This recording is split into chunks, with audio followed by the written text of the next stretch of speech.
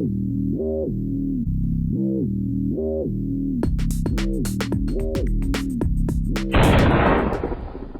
there guys, I'm Zach and this is Zach's Editing, and today we're going to be doing a tutorial inside of Cinema 4D. Okay, so what we're going to be making is this.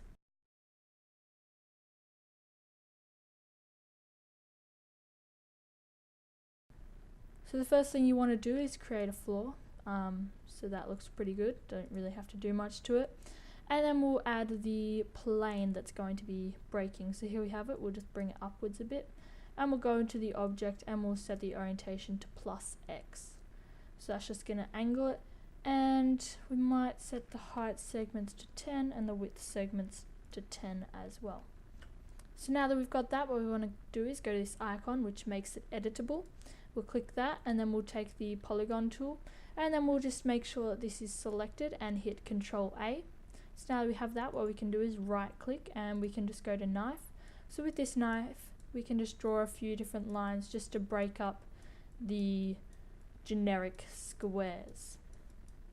So now we've got that, what we can do is right click and we'll go to disconnect and go to this little gear and make sure that preserve groups is unchecked. So now that we've got that, what we want to do is create a fracture MoGraph, so under MoGraph and fracture. And then with this plane we just want to drag it onto the fracture until you see a down arrow, which is making the plane a child object of the fracture. So in this plane what we want to do is right click it and go to simulation tags and rigid body, and we want to do the same for the floor. So that's just going to make it rigid, and anything that hits it is just going to sort of hit it and it'll have gravity as well. So we want to go into this plane and we will go to the dynamics, so we'll just click here to find it. And on dynamics what we want to do is have it set to on, and we'll trigger it on collision. So that means that if it's immediately, it'll start falling straight away, but on collision it'll only start having dynamics, aka gravity, when it's been hit. So then on collision what we want to do is go to individual elements and click all, so it actually uses all of these elements as specific objects in them, and we'll do that for now. So now what we want to do is create this sphere that is going to be breaking through it, so we'll just put it around there. We might angle this a bit more like that. And then with this sphere what we want to do is just keyframe the position, so we'll go to frame 0 and we'll hit this keyframe, and we will go up a few frames and we will bring it forwards and we will keyframe that. So now currently what we have is this.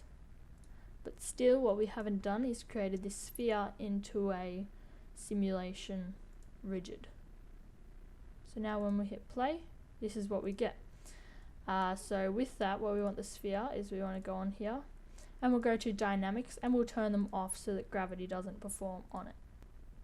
So what we'll get is this, and that is still not working. So what we want to do is go into the fracture, and in the object tab of the fracture we want to go to mode and explode segments. So now instead of just making it straight and not really fracturing at all, it's going to explode the segments in the way that it's been hit.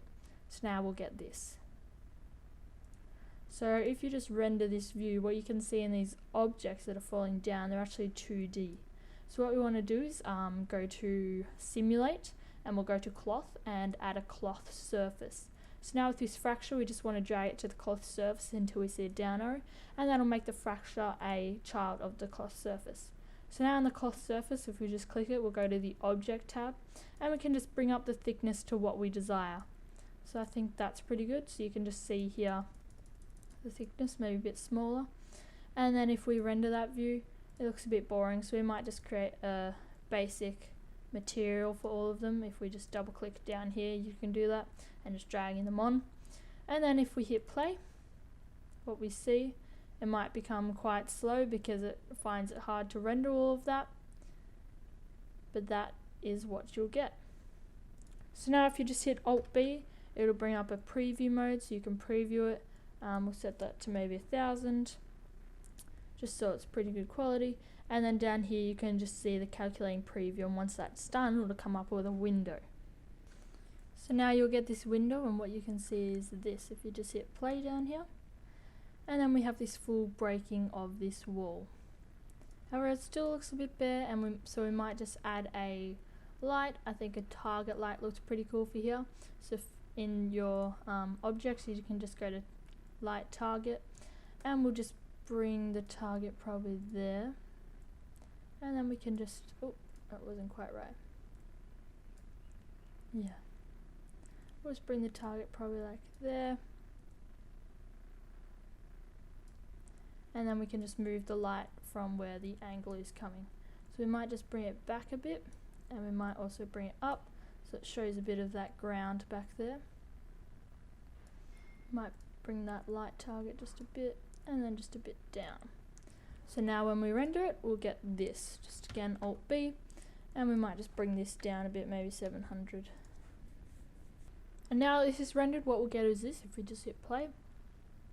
So I think the light adds a lot more and it makes it look pretty cool. So I hope you liked this tutorial, hope you found it helpful. I'll probably be doing some more Cinema 4D tutorials in the future. So thanks for watching, and I'll see you in the next one.